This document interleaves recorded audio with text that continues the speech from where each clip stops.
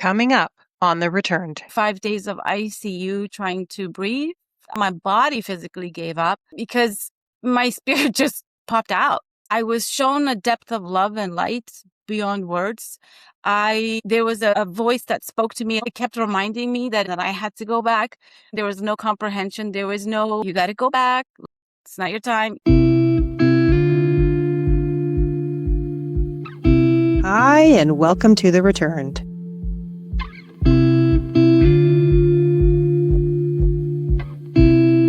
The truth always follows you back.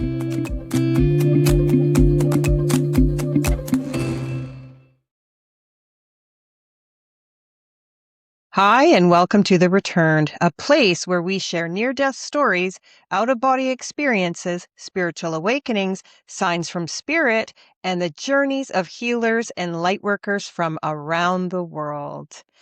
Today, my goodness, I have the honor of sitting with Leena Zafary.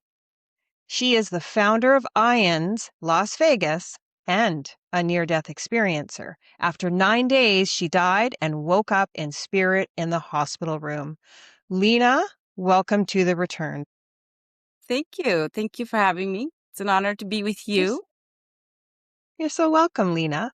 Before we begin, I just wanted to acknowledge the magnitude of what you've actually been through. I spent some time actually listening to your story, and there's a depth and courage in the way you share it that really stayed with me.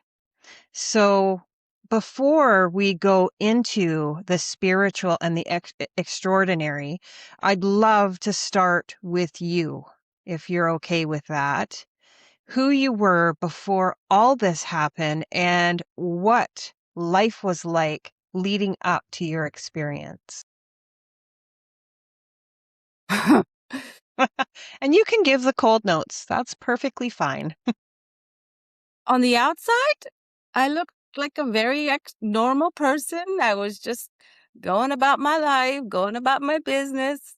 I was not spiritual. I was not religious.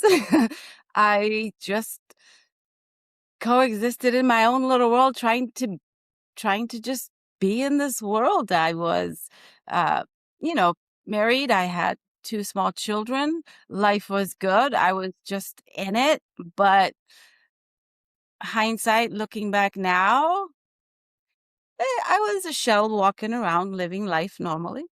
Kind of like having it's almost kind of like being in this world and having your spirit just slightly outside of you, if that makes sense. Yeah. And can you take us into your profound experience? My NDE itself is not very sensational in the sense I went from just being healthy, normal, to getting sick, to, going to the hospital. And then my physical body was pretty much giving up. And what happened was I got sick from the H1N1 virus.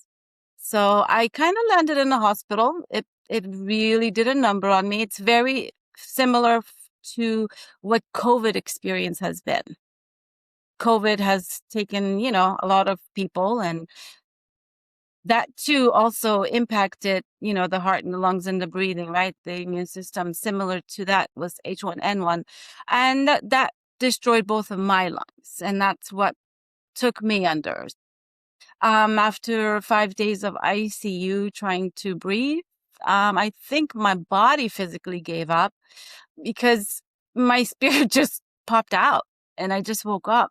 And it's weird because, oh, okay, there's a hummingbird right above my screen. Sorry.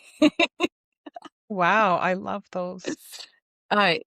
Um, come back to focus. Okay.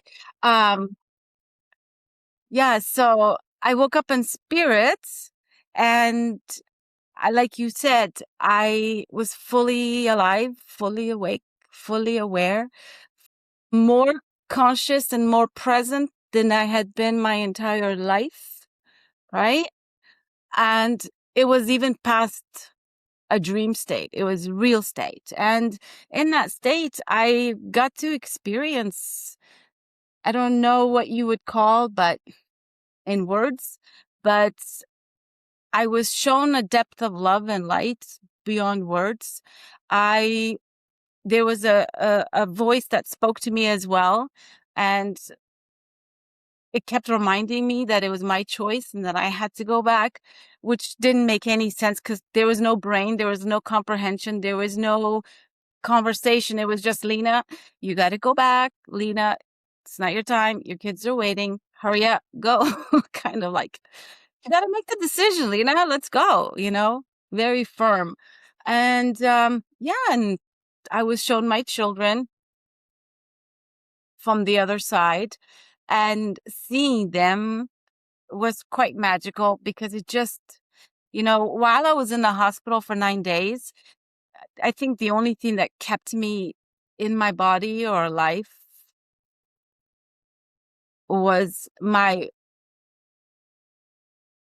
search for my kids. Like, I, I had to go back to them. I was like, my kids were too young. My son was about to have a birthday, and I was conscious of it in a way to where it was not like I can't die, I have to go back to my son's birthday. It was just like I knew it was his birthday and I knew I needed to be there.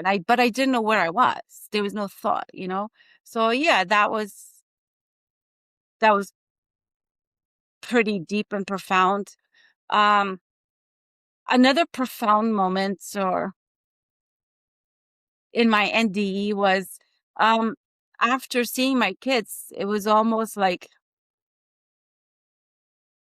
the veil, the room just kind of lifted away, and I was able to see like into the skies, into the universe. It was black, but I could see. And in that darkness, I could see silhouettes of people sitting. And in that, like rows and lines of people just sitting, kind of like if you would see people in prayer. But it was, Okay. that's what it was. I was watching these people silent in prayer. We couldn't hear them. So there's no words. Nobody was praying. But I guess what I understand now is the people who were in their heart space thinking of me, worrying of me, came to me as prayer. And in that moment, like, I don't know if you could say I melted, but I wanted to see a closer look to who it was. And as I looked closer, you know, they would rise up and come to meet me, I guess you could say, like, so I could see them. Um, Except as they got closer, they would just turn into the flame of a candle. They became lights. They became a spark. And it was beautiful. It didn't make sense. It was just like, it was an awareness. It was just what I saw. Um, but it's when I came back, I had to integrate that. And that was hard. That was a hard lesson. But yeah, that's my near death story as far as what happened when I woke in spirit. But when I finally chose and decided to come back into my body, like I came into my body, I came in so fast that I don't have a conscious memory of it. Like I couldn't tell you how, when, what happened, but apparently I woke up in my body and I spoke and I was completely healed. A miracle happened and nobody talked about it. They sent me home. And then, yeah, and then my life pretty much fell apart from there. You can't, you can't see the divine and come back and not integrate that because it breaks you. So, just to recap that, so I got this straight, if you don't mind. Not at all. So, you woke up, but you woke up in spirit, and then the room fell away, and then you could see through basically the cosmos or the darkness of the sky or wherever it was, Yeah. and you could see people almost looking like they were in prayer. So, did you actually go there or did you just remain in the Oh, room? I was where I was. It was like my Interesting. eyes became the awareness that just wherever it went, that's where something was happening. So it's where I looked, it's where I, put my sights is what would bloom. Did you see any other people come to you or anything? Interesting. And then you just heard a voice and they were telling you to come back. Yeah. So it's like you were in another dimension.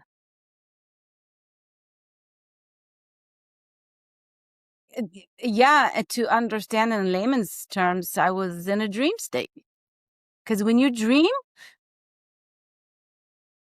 you see what you see. It don't have to make sense to Mm, nothing, nobody.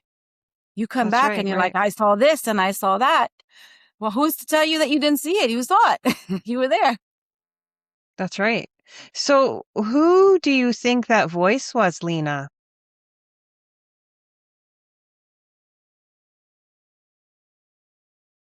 After this much time and understanding, the voice was my higher self, right? It was, it was, it was, it was me. Perhaps the me that I am now, not the me that I was then, because there's a difference between the me then and the me now. Okay, what's the difference? Um, the difference? Wow.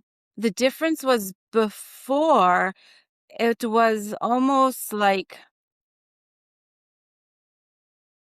the amount of life experiences I had, whatever you want to call it. Um, I had two worlds. There was the human world, right? Like there was me who was here, and then there was a spirit me, right? Like who you are in your mind and your thoughts and in your own space, right? It was almost like those two were two separate. It was either there or I was there. I was never together, right? So it's like both of them are together.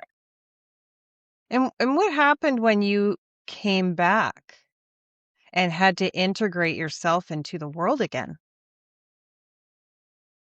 What do you mean what happened? Because a lot happened. Because No, you can start wherever you like. wow. You know, it's one thing, I don't know. Perhaps people who it amazes me that there's a lot of experiencers who have experiences, but they've somehow been on some sort of a spiritual journey and they had some sort of story that they've either heard, read, whatever, right? There was some sort of dialogue in their mind about life, death, whatever, right? Like however you want to express it. I had none of that. So when I came back, and because I've been spiritually open as a child because I've had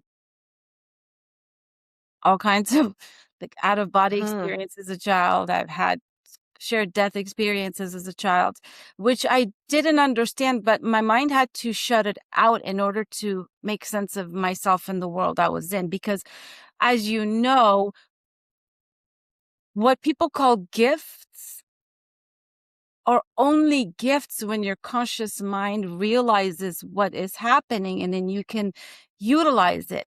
But before that moment, it's a curse. It's a death. Every single day, it's a death. It's such a deep curse that, you become completely open and exposed to this world in a way to where you feel more about this world and the ones around you, to the point to where you literally have to have like a death of yourself in order to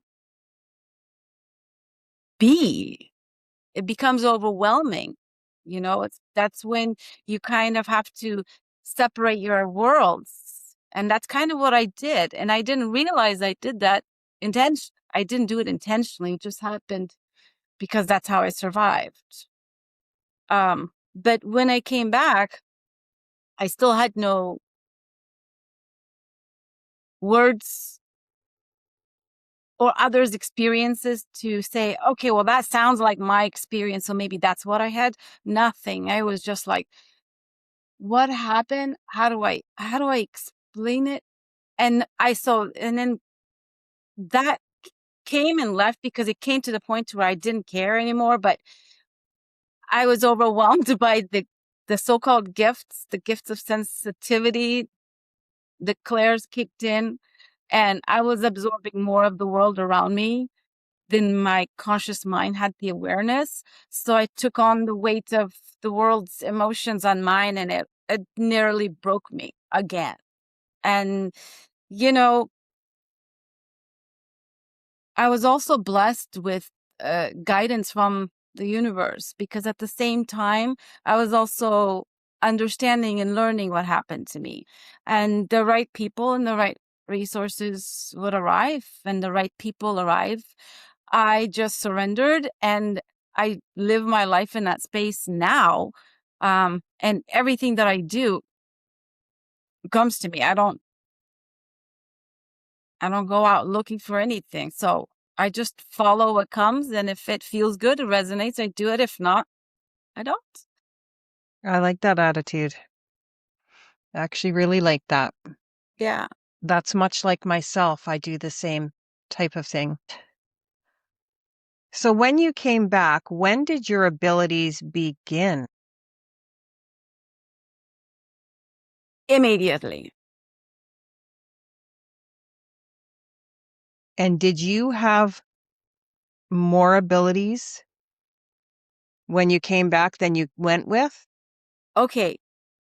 That's so funny. When you asked me that question, spirit showed me the answer, which was, oh boy. If you wear glasses, right? Yes. Yeah. And you look out and you see the world, but it's not as clear. And this is for people who can't see distance very clearly. Take off your glasses and look at the distance. You can see the world, but you see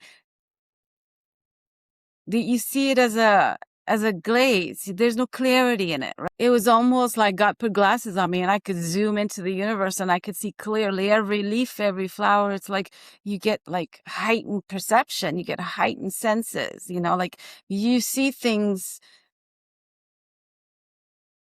clearly. It's like putting glasses on. So you would say that this was the first time you've seen clearly in your whole life, or more No, it's clear? no, it's kind of like, oh my God, why am I giving you up to eye analogies, which is so weird. But it's kind of like, that moment where you're at the eye doctor, and then they move things around and say, is it clear, clear? And then it gets clear, you're like, it's clear. It's like getting focused and like that. Okay. So everything came into focus. Yes, everything became more clear. Before, it's like I saw over the world, but it wasn't clear. But now I could see, and it's clear. And when you came back and you were sitting in your bed in the hospital and your family was there, what did they think? Wasn't consciously there. Apparently, they talked to me. I talked to them. I ate food. I have no memory of it. Wow. How long were you out for? What do you mean? How long were you out in your NDE for? Do you know? Like, how long was I considered dead and I was in my space? I don't know. Yes. Nobody told me.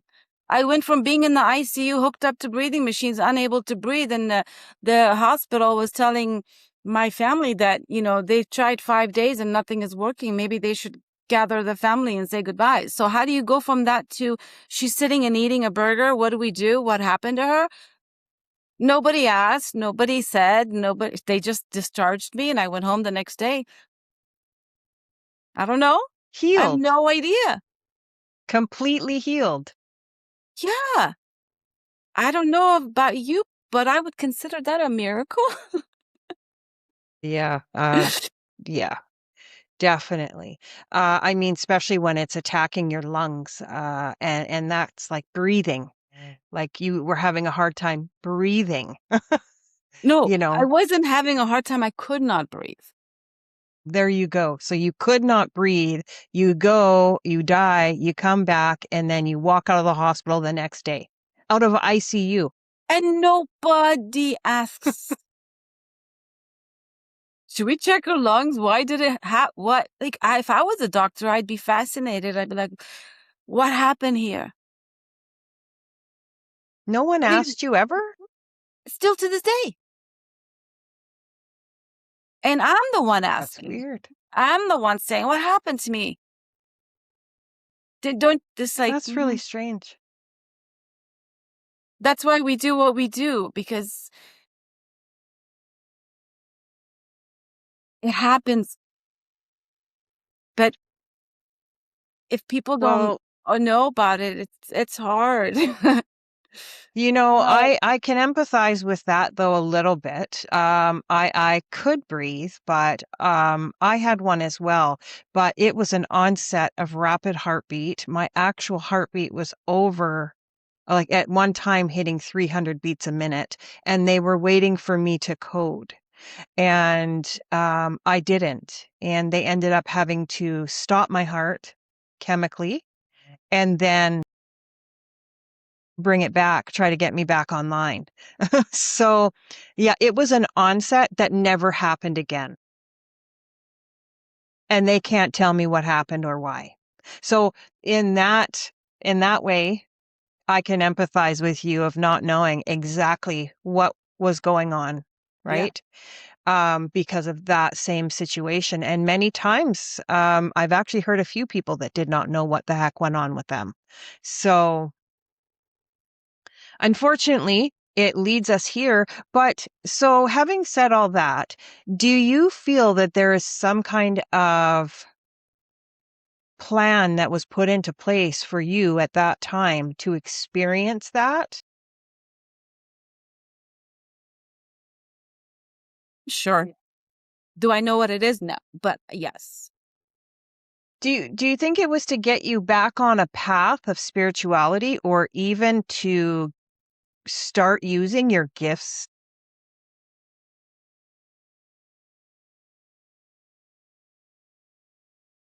Absolutely. Like, get back there and get going. And here you are now. Yeah.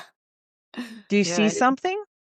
I think there's just these birds are just throwing up going crazy around here. They love you. I don't know. Yeah. Sorry. So, no, don't worry. This is casual. Mm. So, how does your gifts now, if I can step this way, help others? I guess you could say that I am one of those people who can exist in that energy space and transmit it and and to make sense of it. Um so I'm assuming most of your listeners are familiar with energy healing and Reiki. Um and the idea behind that is essentially, being able to tap into an energy source, right? And using that energy to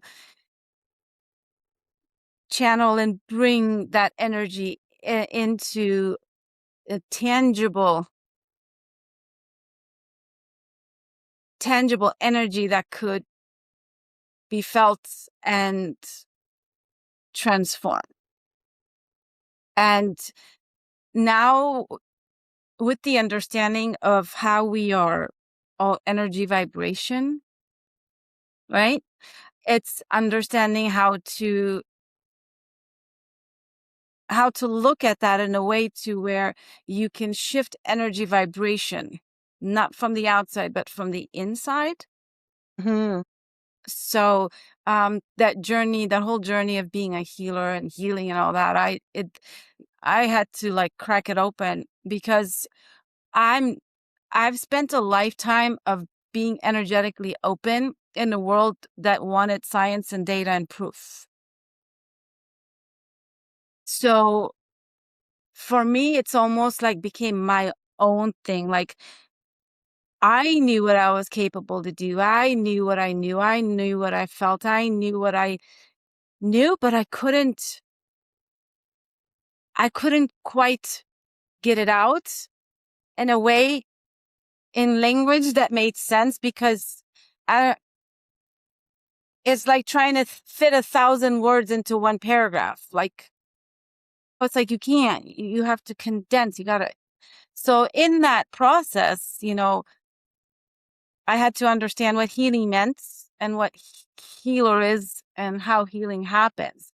And that's what I do now. I hold space for people and I'm able to do that. But where I was going with that whole proof part, I've never been a spiritual person, but I am, but not in my mind. So I'm always the type of person because my world demanded proof, like, who do you think you are? I don't think so, kind of a thing. So that resistance kind of created that thing for me to where now I don't just do woo woo work. I don't do spiritual work. I do the kind of work that I validate and I show. And I don't want to use the word proof, but I show how I shift people energetically. It's what I do. So it's it's a gift that, you know, that has been a part of me, but now it has the right ways to be utilized. So that's how I do it. Something good going on there. I do. I do. I'm Mhm. blessed and And come aligned. well, when you come into alignment, the clarity that you see is that. And when you see that clarity, you can't unsee it, right? It's amazing. Your NDE is very unique. But they're all unique though. There's no right or wrong way to have an NDE. There isn't. There isn't. It doesn't There matter isn't. if how short, how long, it doesn't matter. You had one. However, it is important to know the different types of NDEs that happen. True. It's very True. important because from each one, I believe there is a path of integration that must be taken. Because if you don't, it breaks you, but in different ways. When part of my gift is to be able to see that, the pattern of that, right? PMH Atwaters has written several books, and so does Dr. Grayson, right? I hope I didn't butcher that. All the research that these people have done, right, point to the facts that have come from the people who have experienced, witnessed, and come back and talked about it. And they fall into categories. There's several, like I believe 4 or 5 categories. I shouldn't say, but yeah, there's transcendence. There's like the one where you talk to spiritual guides or angelic guides. And then there's ones where they call them hellish ones, where you have a negative one. So I believe it sounds like there's more people having the harsher ND, meaning they kind of go through the fire and flames of it and then they come out of it. Whereas the transcendence ones, they go into transcendence and then they come back. And it's almost like the way I see it, is it kind of gets reversed. You experience bliss, but coming back feels like hell. But with the hellish experiences, it's like you go to hell, but when you come back, you see the bliss that you are here in, if that makes any sense. Yeah. So, understanding the different types of NDEs and, where somebody's kind of falls into will help them kind of find the path and the journey of their own alignment, because you can't die and go get separated and come back into this world and instantly align and be completely healed. No, there's a healing that happens. Like, your soul has to process, and your physical body, whatever shape it's in, has to heal, and then the two of them have to come into that union, and in that union you get to see your clarity, right? And that's the whole purpose Yeah. of integration, the whole purpose of healing, the whole purpose of doing all this, because that part is what's missing from our NDE conversations. That's interesting because I had mine. It'll be 8 years this year, and it's been seven years, but next year will be 8 years. Which I find interesting because in the first about maybe 1 year, I I did it first when I came back, and I woke up and I'm like, well, where did he go? And they were all like, oh, call psych. She needs to see a psychiatrist. I'm Oh, just like, okay, no, I don't. I was just with then I learned to keep quiet yeah. for a minute. Yeah, it was really weird. Then I learned not to say anything. Like all of a sudden I just kind of went hush, hush. Plus I worked in the hospital. So it was yeah, I didn't want anybody to think I was crazy. And at that time I cared, right? Um, so it kind of went to the wayside a little bit. And then I started to have a little bit of PTSD about what I actually went through. And the fact that I actually died for 3 minutes, it actually dawned on me like, oh my goodness, I did die. Like, so it was hard when I was thinking about that and I went through something and started healing from that. Hmm. And then the NDE came on to me hard again. Then it was like the memories flashed back even more. It was like almost like saying, don't forget about this, right? Yeah. Um, but I would tell people and they didn't believe. So I went online and I started finding all the NDE stuff and realizing what had happened to me, all this stuff. And then all the journey, this whole big journey came in. Does that sound familiar to you at all? Yeah, absolutely. There's a breakdown of identity.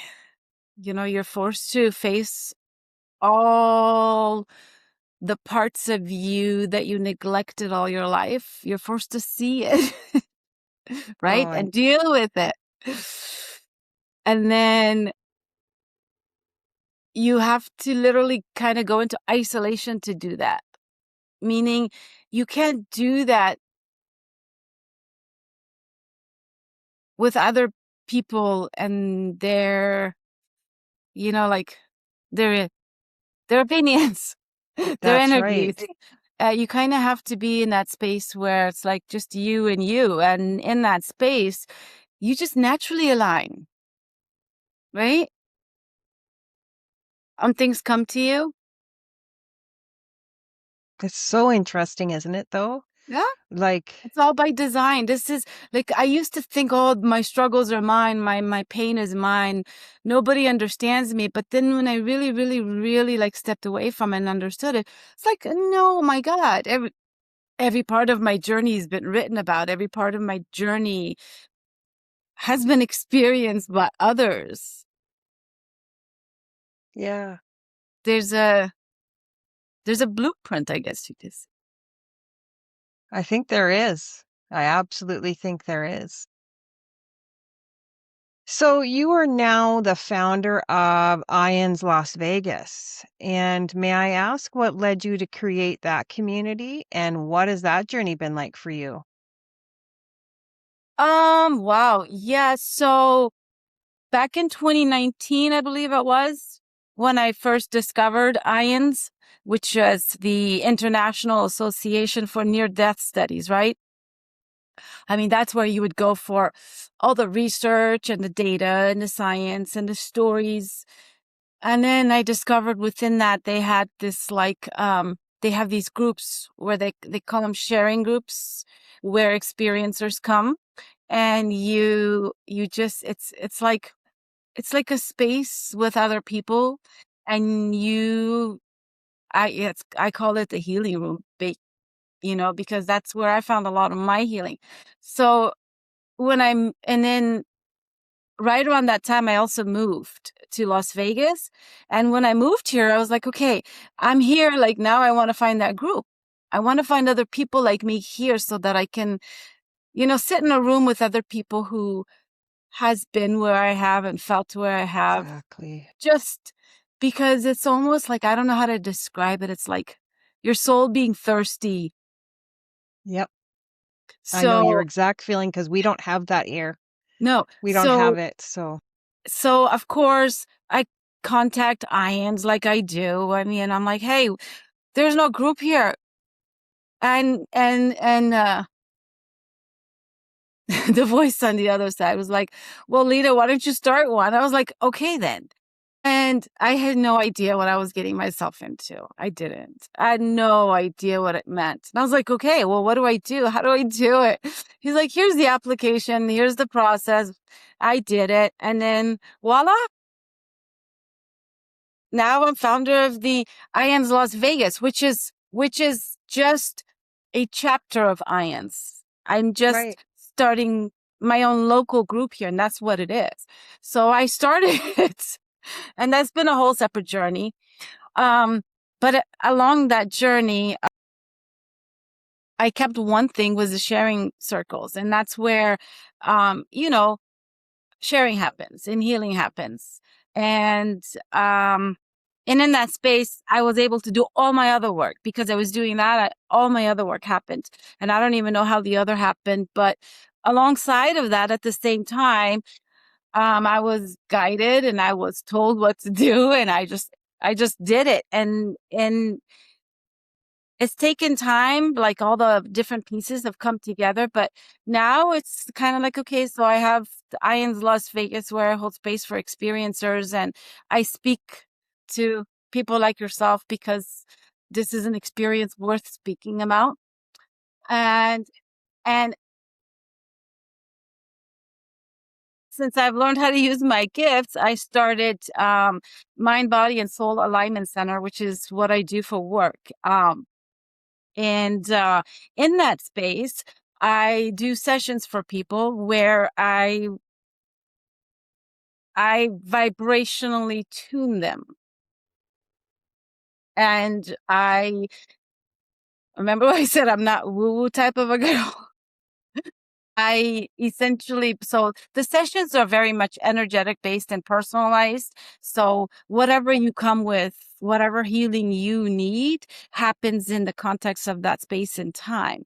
And then I show you what it was that you healed, and I show you how it heals. And yeah. That's so interesting. And do you have any other, like, published works or services, and where can people contact you?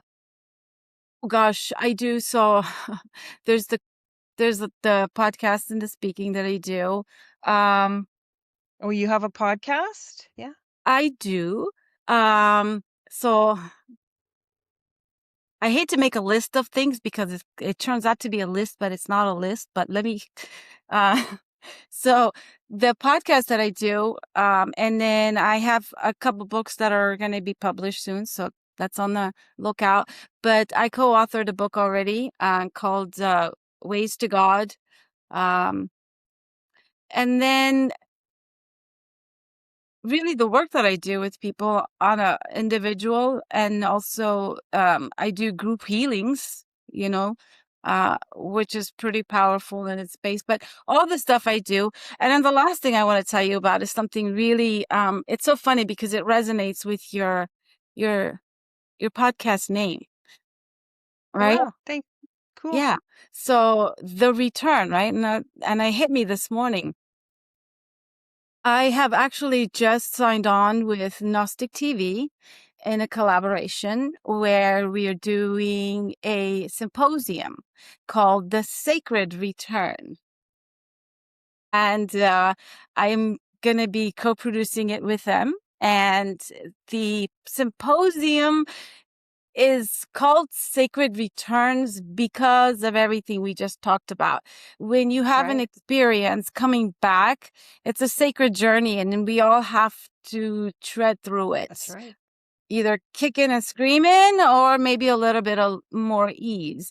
And that's the whole idea behind it, is to bring that global awareness to near-death experiences and to the fact that we don't, I mean, our bodies die, but we are spirits and we are all sparks, and that, we don't have to die to connect with our spirit. Now we can learn to do that here. And when you do, you get that clarity that I was talking about. You don't need to die to find clarity. That sounds like it's gonna be wonderful. When is that coming out? Let me give you the details, because it's Sure. it's not the date has not Okay. been solidified yet. It's all That sounds happening. It's excellent. all, like, manifesting right now, so It sounds awesome, and I can't wait to see it. So, since you're here on the Mhm, returned, mhm. every soul returns and brings back some truth. What truth did you return with? Oh my goodness. I know, it's a hard one. I'm being shown Okay, that the path to self is a journey inward to your heart. I love that. I love that. And you channeled that just now? I did. That's wonderful. Thank you for that. Leena, I want to thank you for sharing your story with honesty and your healing, and the way you use your voice, literally, energetically, to help others heal is such a gift. And I'm very grateful that you chose to share it here and share your light with us today. So thank you for that. Absolutely, and thank you for doing what you do that allows me to do that. Thank you. To my audience, may this story be a gentle reminder that healing doesn't always happen in a moment, and that when life brings you to your knees, it also brings you to your truth. And until next time, stay open, stay curious, and keep returning to the truth within you.